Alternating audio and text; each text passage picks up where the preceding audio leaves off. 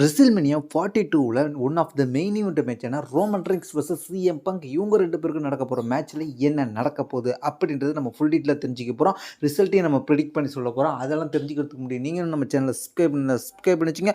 இதே போல் இன்ட்ரெஸ்ட்டாக ரெஸ்லிங் பார்க்குற உங்கள் ஃப்ரெண்ட்ஸ்க்கு இந்த வீடியோ ஷேர் பண்ணி விட்டுட்டு தொடர்ந்து பாருங்கள். ரெசில்மேனியா 42 ஒன் ஆஃப் த முக்கியமான மேட்ச். டே 1லையும் நடந்தாலும் டே 2ல நடந்தாலும் இந்த மேட்ச் மெயின் ஈவெண்ட்டாக நடக்க போகுது. அதுதான் Roman Reigns versus CM Punk இவங்க 2 பேருக்கும் வேர்ல்டு ஹெவி சாம்பியன்ஷிப் மேட்ச். இந்த மேட்ச்சில் வந்து யார் ஃபேஸு யார் ஹீலுன்றவே இன்ன வரைக்கும் நம்மளுக்கு கன்ஃபியூஸாக தான் இருந்துக்கிட்டு இருக்கு.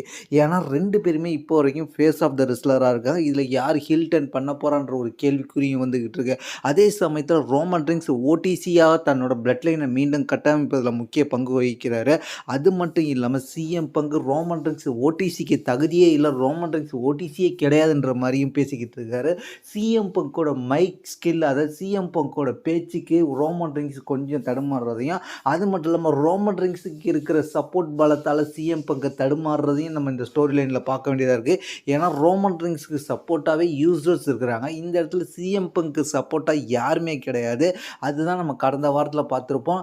நீங்கள் எங்கள் ஃபேமிலி மெம்பர்ஸை பற்றி பேசினதால வந்தோன்னு சொல்லி யூசர்ஸ் வந்து சிஎம் பங்கு அட்டாக் பண்ணதாக இருக்கட்டும். அதுக்கு பதிலடி கொடுக்கும் விதமாக இந்த வாரம் நடந்து முடிஞ்ச ராவில் பார்த்தீங்கன்னா ரோமன் ரெயின்ஸ் அட்டாக் பண்ணியிருப்பார் சிஎம் பங்கு மெயின் ஈவெண்ட்டில். ஆனால் ஒரு பஞ்சு தான் வச்சிருப்பார். ரொம்பவே பயங்கரமாக இவங்க அடிச்சுக்க இன்னும் ஆரம்பிக்கல.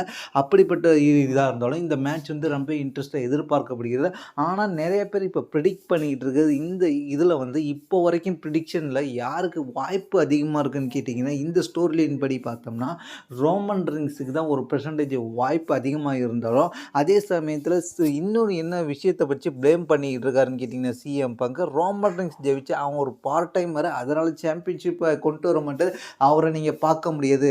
ஆனால் சிஎம் பங்கு சொல்கிற இந்த வார்த்தை கரெக்டாக தான் இருக்குது. ஏன்னா இப்போ வரைக்கும் ரோமன் ரெயின்ஸ் வந்து ஒரு பார்ட் டைமாக தான் இருக்கார். ஆனால் சிஎம் பங்கு சாம்பியன்ஷிப்பை வச்சுருக்கும் பொழுது தான் சரி, சாம்பியன்ஷிப் இல்லாத போதும் சரி, அவர் ஃபுல் டைமாக எல்லா வீக் எபிசோடுக்கும் வந்துக்கிட்டு இருக்காரு.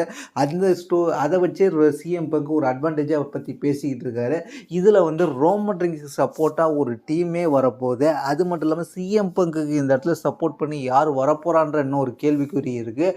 இதெல்லாம் வச்சு பார்க்கும்போது இந்த வருஷம் ரெசில்மேனியா மெயின் ஈவெண்ட்டில் ஒன் ஆஃப் த ஒரு தரமான மேட்சை நம்ம எதிர்பார்க்கலாம்.